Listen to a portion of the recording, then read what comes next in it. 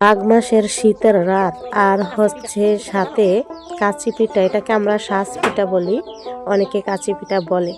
রাতে এত গরম গরম পিঠা খেতে কার না ভালো লাগে, আর সকালে যদি হয় ভাপা পিঠা, কতই জমে যায়, তাই না? আমরা হচ্ছে গ্রামে বেড়াইতে আসছি, আমার খালার বাসায় এখন বেড়াইতেছি। মা খালাদের হাতের পিঠা এর স্বাদই আলাদা, তাই না? এই তো আমার মা আছে এখানে, খালা আছে এখানে, গরম গরম পিঠা বানায় আমাদের ডাকতেছে, খেতে দিল। সম্মানিত দর্শক, আসসালামু আলাইকুম। আমি ফাতেমা বলছি গ্রামের বাড়ি থেকে। সবাইকে ওয়েলকাম জানিয়ে শুরু করছি নতুন দিনে নতুন আরও একটি লাইফস্টাইল ব্লগিং ভিডিও। দর্শক, শেষ পর্যন্ত ভিডিওটি দেখবেন, তাহলে অনেক কিছু দেখতে পারবেন, গ্রামীণ অনেক দৃশ্য, অনেক কিছু। দেখুন এইখানে ঘুঁটে দিতেছি, এগুলো হচ্ছে গরুর গোবর। এই গোবরকে এইভাবে করে দেওয়া হয় মাটিতে শুকানোর জন্য। এগুলো দিয়ে জ্বালানির যে কাজ, রান্নাবান্নার কাজে কিন্তু এগুলো ব্যবহার করা হয়। অনেক জলে এগুলো, আর অনেক আগুন থাকে। আবার মুটেও বানায় লাঠি দিয়ে, তারপর হচ্ছে এই গরুর গোবর দিয়ে বানানো হয়। আবার এইভাবেও করা হয়, তবে এইভাবে করলে একটু তাড়াতাড়ি হয়, আর ওইভাবে করলে একটু সময় লাগে, তবে সেটা দেখতে ভালো। দেখুন হাঁসকে খাবার দেওয়া হচ্ছে। এই তো আমি হাঁসকে কিন্তু খাবার দিলাম, ভালো লাগতেছে, তাই না? কাঁথা সেলাই করতেছে ওই পাশে, মানে প্রতিবেশী, আমার খালাদের প্রতিবেশী আন্টি কাঁথা সেলাইতেছে। এখন আমরা হচ্ছে পেঁয়াজ শেষ হয়ে গেছে, পেঁয়াজ আনার জন্য খেতে চলে গেলাম। আর এই যে ক্ষেত থেকে তরতাজা পেঁয়াজ নিয়ে চলে আসলাম, আর এসে সরিষার তেল দিয়ে, তারপর হচ্ছে আদা রসুন বাটা দিয়ে, এরপর এখানে একটুখানি পানি দিব যেন পড়ে না যায়। ভাজা হয়ে গেছে রসুন পেঁয়াজ, আদা রসুন বাটাটা আর কি ভাজা ভাজা হয়েছে, একটা সুন্দর ফ্লেভার বের হয়েছে। তারপরে এখান থেকে দিলাম হলুদের গুঁড়া, তারপর দিব মরিচের গুঁড়া, এইসব মশলা দিয়ে একটু কষিয়ে নেওয়া হয়েছে। এখন গরুর গোশটা দিয়ে দেওয়া হলো। আমার খালু হচ্ছে অনেক দূর থেকে যে এই গরুর গোশটা আনছে আমাদের জন্য, অনেক ভালো ছিল। যাই হোক, নিজের হাতে রান্না করলাম মাটির চুলায়।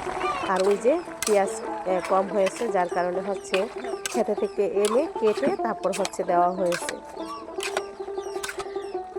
তো গ্রামে লার্কি চুলার রান্না অনেক ভালো লাগে খেতে। আর আমাদেরকে তো আমার ভাইয়ের বউ রান্না করে গরম গরম, মানে 3 বেলা গরম গরম রান্না করে খাওয়াইতেছে। ঠান্ডা লেগেছে একটু পর পর হচ্ছে চা করে দিতেছে। আসলে গ্রামের মানুষদের মন হচ্ছে সরল সোজা, আর তারা হচ্ছে অতিথি আপ্যায়ন করার জন্য অনেক খুশি থাকে। তাদের বাসায় কেউ আসলে তারা খুশি মনে সব কিছু করেন। এই তো এই পাশে পোলাওটা বসানো, আর এই পাশে হচ্ছে গোশটা বসিয়ে দিয়ে আমরা চলে গেলাম নদীর ঘাটে গোসল করার জন্য। দেখুন তো কত সুন্দর নদী, এই জন্য বলছি যে আপনারা শেষ পর্যন্ত দেখতে থাকুন। এত সুন্দর নদী, আর এই নদীর পানি দিয়ে যদি ভাত রান্না করা হয়, তরকারি রান্না করা হয়, তাহলে খেতে তো এমনিই মজা। আল্লাহর রহমতের পানি এগুলো, কারণ কোনো ভদ্র পানি না। দেখুন জোয়ার বাটার পানি যেটাকে বলা হয় সেটা। এই তো কলস ঘুরিয়ে নিলাম, আমরা হচ্ছে গোসল করব, তবে একটু নৌকা দিয়ে দূরে যেয়ে গোসল করব। আসলে নদীর ঘাটে আসছি আমরা, দুষ্টামি করতেছি, মজা করতেছি অনেক। আপনার ভাইয়া হচ্ছে দাঁড়িয়ে দাঁড়িয়ে আমাদের সাথে আমরা কি কি করি সব দেখতেছে। এরপরে এখানে একটা নৌকা আছে, নৌকাতে হচ্ছে কি কয় আলকাতরা, এইগুলো দিলে পানি ওঠে না। নৌকা তো চলবে নদীতে, পানি উঠবে না, এই জন্য এই কালিটা দেওয়া হয়। এটা পলক ভারী, শুকাইলে এটা আঠার মতো লেগে থাকে, ফুটা ফাটা দিয়ে কোনো পানি ঢোকে না। আর এই যে আমাদের মাঝি, আর এই তো এখন আমাদেরকে নিয়ে যাচ্ছে ওই নদীর মাঝ বরাবর। নদীতে মানে পানি কম, যেখানে একটু গভীর বেশি সেইখানে নিয়ে তারপর হচ্ছে আমাদেরকে গোসল করাবে। দেখুন আমি কি করলাম, আপনার ভাইয়াকে খেলা মেরে ফেলেই দিয়েছি। আর আমি তো গোসলই করবো না, কারণ আমার অনেক ঠান্ডা। দুষ্টামি করে কাপড় টাপড় চেঞ্জ করে পরে অবশ্য চলে আসছিলাম। আর এই যে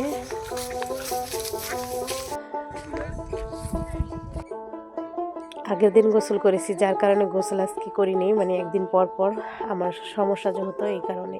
কিন্তু পানিতে এত মন চায় গোসল করতে, আসলে ঠান্ডা, আর পানি অনেক ঠান্ডা। খাওয়া দাওয়া করতে বসছি আসার পরে, তারপর আবার বিকেলবেলা সেই নদীতে ঘোরার জন্য চলে যাচ্ছি। আসলে আপনার ভাইয়ার হচ্ছে নদীটা এত পছন্দ, সে নদীর পাড়ে যায় সারাক্ষণ ঘুরে। আর আমার ছোটো ভাই তো আছে, ও হচ্ছে এই নদীর পাড়ে আর কি কিছুক্ষণ পর পর আমার খালুর সাথে যায়। ছাগল, তারপর হচ্ছে গরু নিয়ে মানুষ সন্ধ্যার আগ দিয়ে এরকমভাবে মানে চলে যায়। মাঠে দিয়ে আসছিল, এখন সবাই নিয়ে আসতেছে। দেখুন, এই জন্য বলেছি যে আপনারা শেষ পর্যন্ত দেখবেন গ্রামের মানুষগুলো কত সহজ সরল আর কত সুন্দরভাবে তাদের জীবনযাপন, তাদের পরিশ্রমটা খুবই কষ্টের। এই যে দেখুন কত জন যাইতেছে গরু নিয়ে, ছাগল নিয়ে। আর আমরা আসছি সন্ধ্যাবেলা নৌকা দিয়ে ঘুরবো নদীতে, সেই নদীতে যেই নদীতে আমরা গোসল করলাম সেই নদীতে। পার হয়ে যায় গরু, পার হয়ে গাড়ি। দেখুন এই নদীটা পার হয়ে গরুগুলো আসলো, আর এই যে নৌকা বাইতেছে। আর আমার খালু, ওইটা আমার খালু হচ্ছে ছাগলগুলোকে পার করে আনলো, আমার ভাইও আছে, আমরা দাঁড়িয়ে আছিলাম। তো ছাগলগুলোকে এই নদী পারাপার করে দিল, তারপরে এগুলো এখন বাসায় চলে যাবে। আর আমরা হচ্ছে এই নৌকাতেই মাদুলটা যে দেখলেন নিয়ে গেলাম, মানে ওটাকে কি ওগলা বলে বা মৌলা বলে এরকম। তো সেটা বিছিয়ে তারপর বসে ঘুরবো, নদী ঘুরবো। আর এই যে অন্য অন্য মানুষরাও কিন্তু গরুগুলো, মানে সন্ধ্যা হলে গরু ছাগল মাঠে যেগুলো চড়ানো ছিল সেগুলো সব বাসায় নিয়ে আসে। ওই যে আরও আনতেছে। অনেক মানুষ এখানে গরু ছাগল হাঁস মুরগি পালে, ভালোই লাগে। কত সুন্দর করে নদী পারাপার হইতেছে। আমরা এখন ওই পাশে হচ্ছে একটা বড় নদী আছে, মানে গভীর নদী, লঞ্চ যায় ওইখান দিয়ে, আবার সেদিকে যাব। দেখতেই পারছেন সূর্য ডুবে যাচ্ছে, সন্ধ্যা হয়ে আসছে। তো এই যে বড় নদী, এই নদীটাই হচ্ছে বড়। আর ওই যে যেগুলো এতক্ষণ দেখলাম ওটা হচ্ছে গভীরতা কম, তবে জোয়ার আসে। এই জোয়ার আসলে পানি অনেক হয়, আবার বাটা আসলে কমে যায়, এরকম এখন আমরা হচ্ছে এই গল্প করতেছি, ভাবি আর আমার বোন আছে, ছোট বোন। তো আমরা সবাই হচ্ছে যে বসলাম নৌকাতে, বসে বসে এখন হচ্ছে ওই পারে যাব, ওই যে দেখা যাচ্ছে না সেই পারে। আর আমার ভাই তো মাশাল্লাহ ভালোই মাঝি হয়েছে, এত বড় নদী, তাও আবার লঞ্চ যায়। সেই নদীটা মানে ঢেউ নেই কোনো, জোয়ারের মানে স্রোত আছে হালকা। সেই পারে চলে গেছিল, সেই পারে চলে যে আবার ফেরত আসতেছে। এই সময় একটা লঞ্চ সেটা শেয়ার করলাম। আসলে এটা কত বড় নদী দেখলেই বোঝা যাচ্ছে, ট্রলার যাচ্ছে। তো এইভাবে করে আজকের মতো ভিডিওটি শেষ করলাম।